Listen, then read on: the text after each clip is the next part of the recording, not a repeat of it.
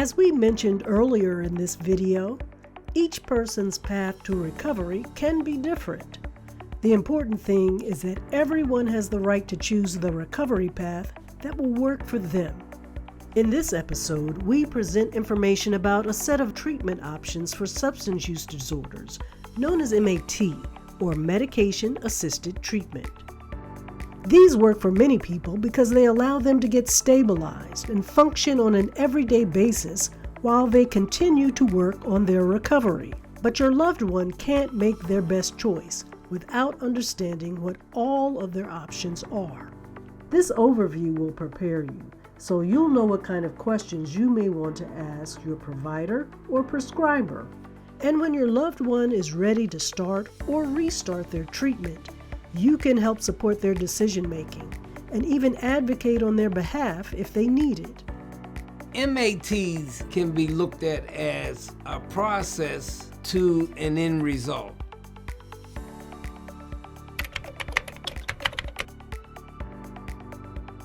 Methadone is administered daily. It helps you deal with the withdrawal and it stabilizes you. You get on methadone, it's not for life. You're still gonna have to go through the process of getting off of it sooner or later. Now, one thing I will say about the methadone clinics is once I prove myself, then I can get what they call a take-home dose. Whereas if I can go and get my strips of Suboxone, take them home with me, I'm cool.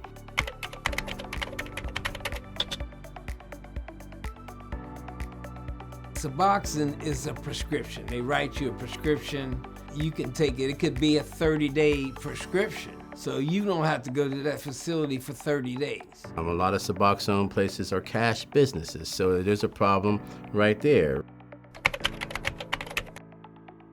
Then the Vivitrol, I can get that shot and be good for 30 days, right? And be good for 30 days. Now I don't have to worry about transportation. Now I don't have to worry about finding a way to get there, right? And the Vivitrol, because it's a shot, an injection, I can't divert it or do anything like that. It's in me. So it gives you a lot more leeway in terms of being able to function than the methadone program does. However, methadone treatment can be helpful for those who prefer a more structured approach. But we also know that there's the equity piece because it all boils down to education and access, right?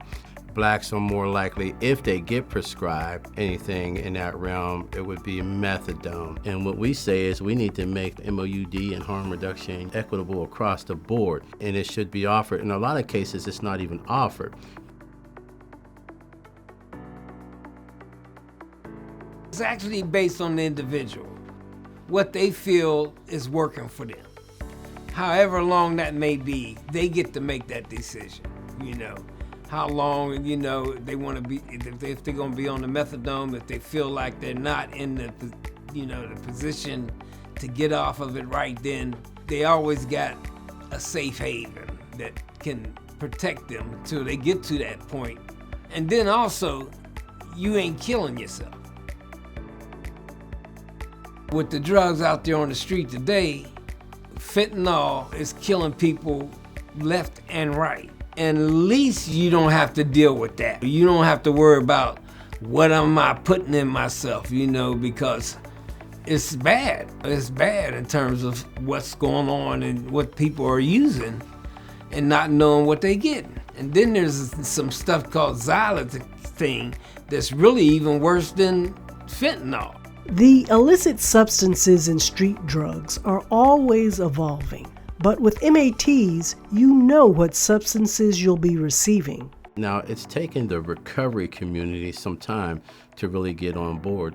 I get it, but I didn't get it all the time. I am one who at one time believed that if you weren't completely abstinent, it wasn't going to happen for you. But I had the strangest thing happen to me when I was in grad school.